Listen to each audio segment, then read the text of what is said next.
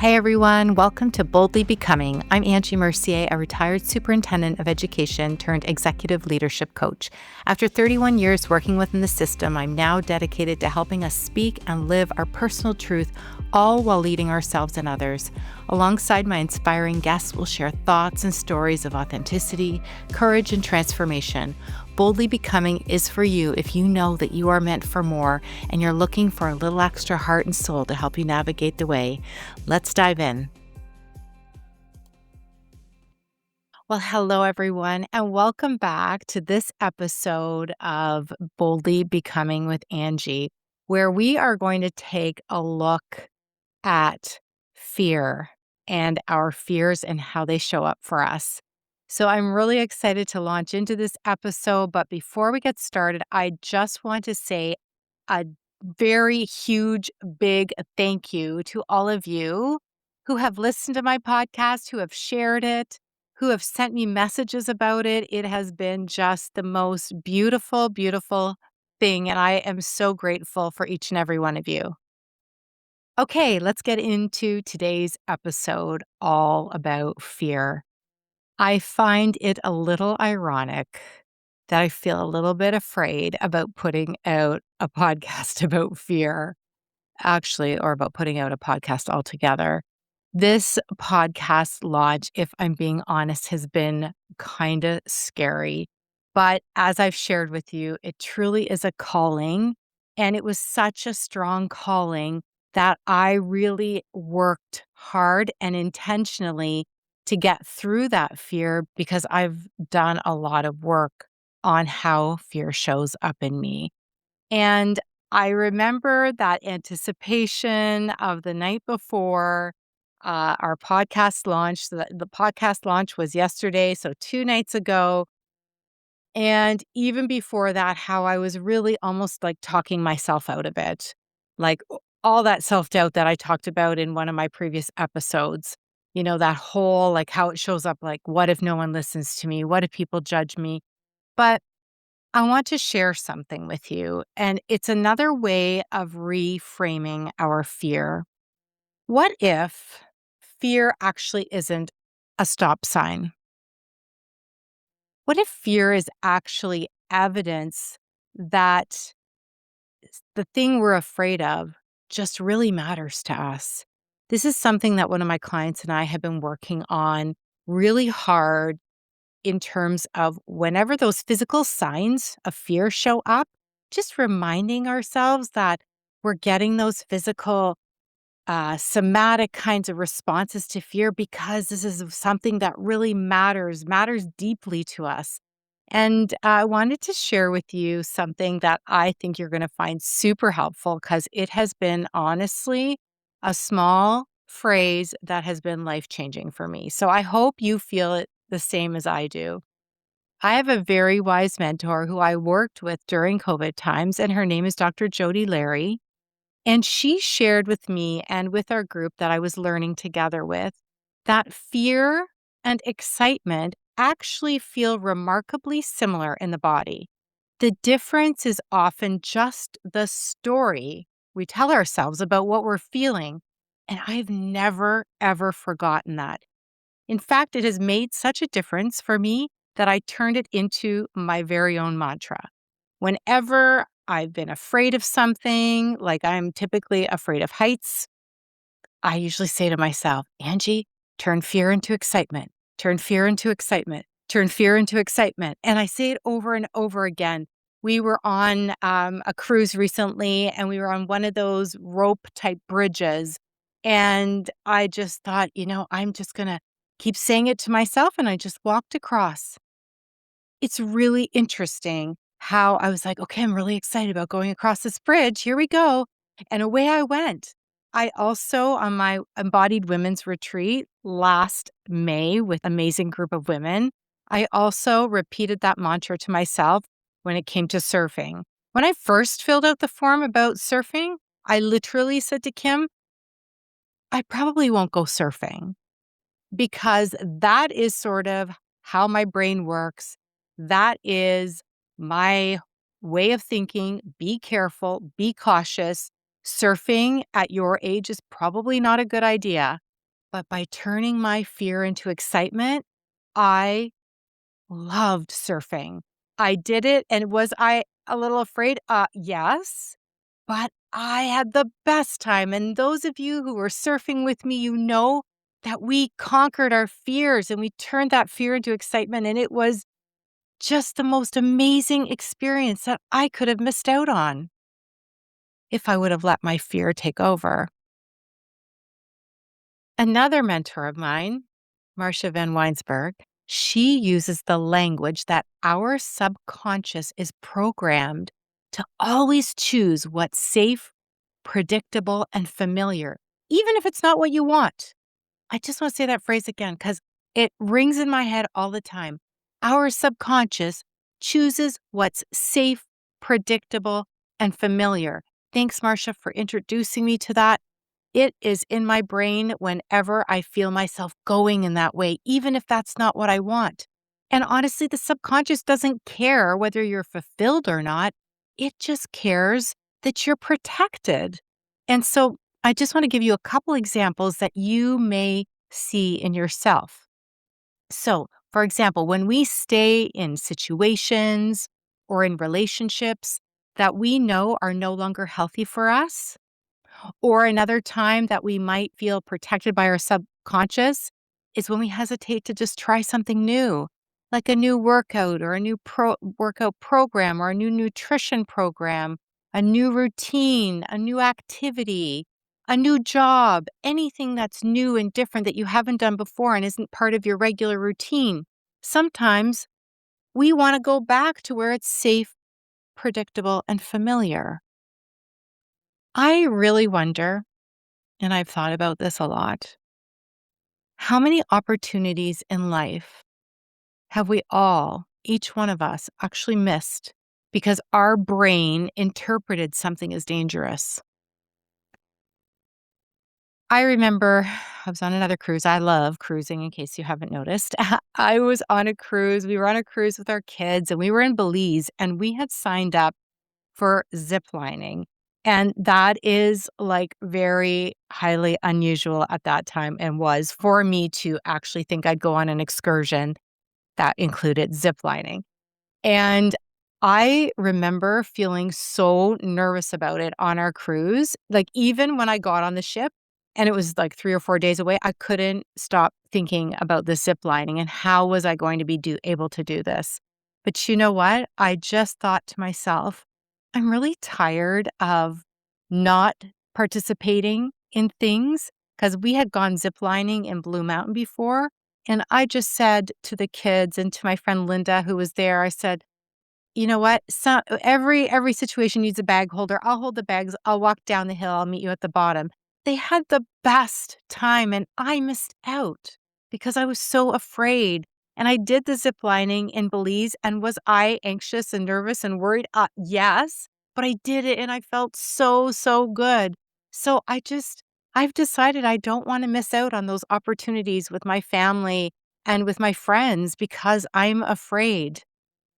But, if I'm being completely honest, my biggest fear is not heights or ziplining or surfing, launching a podcast, building a business after retirement from my career as an educational leader.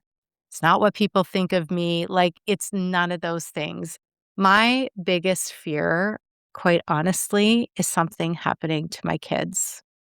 My kids are 25 and 28. I guess I would have thought that my worries of them as my kids would probably not be around anymore.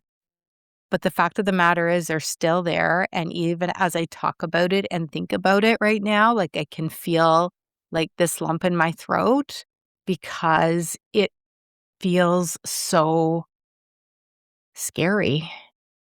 And I honestly would love to know if you can relate. Like, do you feel that way about something happening to your kids? I mean, something really serious happening to your kids? Like, this has been for me not a recent fear. This has been a forever fear since they were born. And it's just something that, that worry can creep in. I know rationally that sometimes my worries and fears about my kids are totally irrational. Like, we create these scenarios when our kids don't text us back, or it's taken an extra long time for them to text us back, or the message doesn't deliver, and we're thinking, "Oh my goodness, something's happened. They've been in an accident." Like, all these spirals. It's one place. It's really the only place where my mind kinda goes crazy, and I feel the real fear seeping in. And I think about my mom, actually. In my 3rd year of university, I lived in Germany. I did the Universität in Mannheim program through the University of Waterloo, and, I remember back then, so long, long time ago, in the '80s, I remember that I phoned my mom once a month, and now I'm like, "My kid hasn't answered me in 5 minutes?" Okay, that's a bit of an exaggeration, but they haven't answered me for the last 3 hours? I wonder what's happening, and here my mom was not even knowing what I was doing or if I was okay, just trusting that she would get a phone call if something had happened. But I've just realized that it's the anxiety that can come from loving people so deeply. And you may feel that with your own children. You may feel that also. I feel that with my partner, with my husband, Joe, but not to the same extreme as I do with my kids. And the truth is, everyone, and I know that this is not new, but the truth is that no amount of worrying is ever gonna protect the people we love. Never. When my kids were younger, I don't think I realized how often I would say to them, "Be careful." And I you know what? It was kind of a realization again, yesterday when my daughter, Haley, I was with her in her kindergarten class, and they went for a beach walk, and the kids were on the beach, and I totally was, like, going right into be careful mode. Like, I wanted to keep saying to the kids, be careful," because I know that's my tendency, right? Always to veer towards safety, and especially as a principal and as a superintendent, there's so much risk that we are responsible for, that we are just making sure that everything is always safe and, secure. And so, when Haley was I can't actually even remember how old she was, but she would have been a teenager, and I remember saying to her, "Just be careful, Haley." And she said to me, "Mom, you say that a lot. Just once I'd love you to say to me, 'Haley, have a great time.'" And it was like a knife in my heart because I realized that I was saying that more often that I was saying, "Have a great time." Because as teenagers, they're trying on new things for size, right? They're going out, you don't know what they're doing, and if you have teenagers, you know what I'm talking about. And so it was always make good decisions, be careful. So I started to shift my tone and keep the be careful inside my own head and try to change it to have a great time. And just knowing that there's not a lot I can do right now. I can't keep my kids bubble wrapped at home. That is not going to happen. So this for me, and what's really helped me, especially in the last, I'm gonna say 2 years especially, and, I've had a bit of a spiritual reawakening in the last couple years after my younger brother Kevin passed away, in 2024, and I will talk about that another time when I do an episode about grief because that's a really important topic for me. But I had this huge spiritual reawakening, stepping back into my faith, my belief in God. And I really have been leaning on my faith when it's come to trying not to worry about my kids. So for you, whatever you connect with, whether it's God or the universe or, divine timing, like some people will say, I didn't leave on time because, I was being protected by that accident that happened, and I could have been in it if I had left 5 minutes earlier. Divine timing or some kind of a higher power, something bigger than yourself, whatever it is that you believe in, I think the message honestly is the same. There comes a time, I believe, where we have to surrender what we can't control. Like fear tells me, okay, if you worry enough, then you're going to be able to prevent those bad things from happening. But I mean, we all know that that's not true. And faith reminds me that no matter how much I worry, it's not going to change the future. It only is going to steal me from the present and from living in the here and now.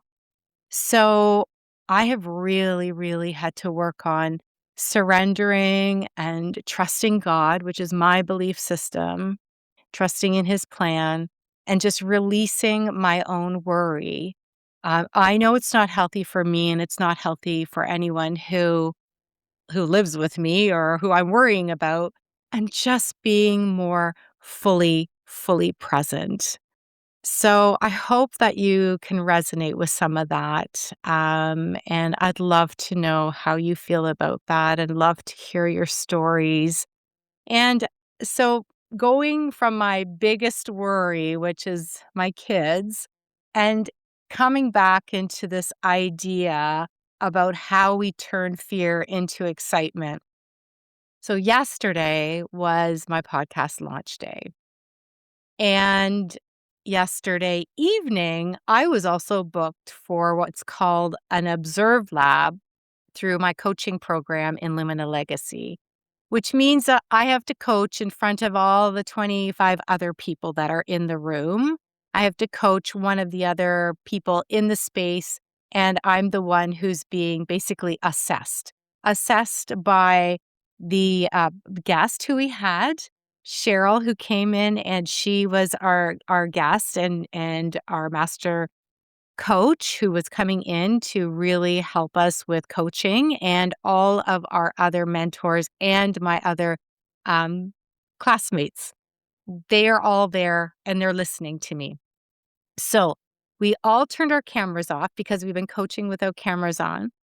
And all of a sudden, I could literally feel my heart like pounding out of my chest and, like, getting this feeling, and that's one of the physical things that happens to me when I'm feeling some sense of fear or anxiety or, like, stress. My heart really starts to pound, so I was feeling this, and, even beforehand, I started to think about, "Oh my goodness, I've got my launch, and I've got the Observe Lab. What was I thinking, doing it all in the same day? Are you gonna be able to do this?"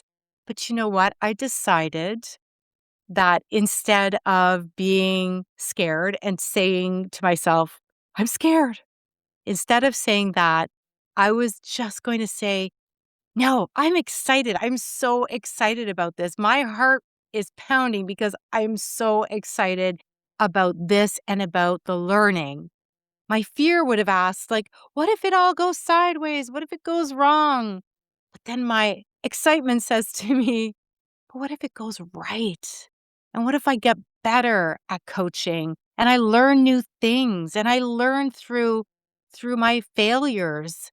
And it's really why I volunteered to actually be the coach in one of these Observe Labs, because I want to know where I'm going wrong. And if you're an educator, you know that we talk about failing, or the word fail, as the first attempt in learning. And I want to be able to have my failures pointed out to me so I can do a better job. So if I wasn't going to volunteer for that, I would never have had that opportunity to get the incredible helpful feedback that I actually did from my mentor coaches. So you can see how the same moment, but a different interpretation through the eyes of fear or through the eyes and lens of excitement, it just brings a different interpretation and a different feeling to the entire situation. So I want to invite you now to experiment with me. And I really, really would love to know how you do with this. I want you to see if you can relabel your fear as excitement when you feel it rise in your body. So maybe even take a few minutes, and maybe you've been thinking about it while you've been listening to this podcast. What are the things that bubble up in you that make you worried, make you fearful, afraid? What are those things? How does it feel in your body? And how can you say to yourself, turn my fear into excitement? I want to turn my fear into excitement here. And, as we close, I want to just reflect one more thing too. I want to reflect back on where I came from: safe, predictable, familiar, cautious, you know, staying between the lines, and where I am now, which is being more brave, taking more risks, taking chances, embracing opportunity and possibility, and really, really turning fear into excitement. So I want you to think about yourself and whether you're ready to embrace that feeling of excitement and courage. And I really want you to think about, what if your fear wasn't making your decisions for you? Yes, maybe it's trying to protect you, but what are you missing out on? I would like to invite you to consider a few things. What dream have you been putting on hold because of fear? What conversation have you been avoiding because of fear? And what version of you is waiting on the other side of your courage? When I look back on my life, I don't think I'm going to regret the risks that I took. I'll only regret the moments where I allowed fear to make the decisions for me. And I don't want to miss out anymore. Okay, I just want to be clear. I am not going to be bungee jumping, and I will not be skydiving, in case you're wondering, not anytime soon. But I will always work to get out of my own head whenever my fear, I know, can be turned into excitement, and continue to repeat my mantra. So this week, I want you to identify one thing you've been avoiding because of fear, one conversation, one decision, one opportunity, one dream, and then ask yourself, what if it goes right? And take one small step. Not because you're fearless, because that's not going to happen. We will all continue to have fears. It's a natural part of being human. But because courage has never, ever been about the absence of fear, it's about noticing and acknowledging your fear and moving forward anyway. If we're experiencing fear or feeling fear in our body, it probably means that we're standing at the very edge of growth. And maybe fear isn't the enemy. Maybe it's actually an invitation to become who we are meant to be.